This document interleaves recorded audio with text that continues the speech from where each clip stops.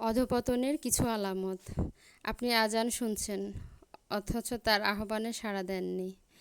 ফজরের সালাত ছুটে গেছে, অথচ তাতে আপনার কোনো পরোয়া নেই। আপনি কোরআন ত্যাগ করেছেন, অথচ এতে আপনার হৃদয় বিচলিত নয়। আপনি কল্যাণ থেকে বঞ্চিত হচ্ছেন, অথচ তা নিয়ে চিন্তিত নন। আপনি নেককার সঙ্গ হারাচ্ছেন, অথচ তার শূন্যতা অনুভব করছেন না। আপনি গুনাহ করছেন, অথচ তওবা করার তাড়না অনুভব করছেন না। আপনার দৈনন্দিন কোরআন তেলাওয়াত বা তাসবির কোনো ওজিফা নেই, অথচ এতে মনে কোনো অভাব বোধ হয় না।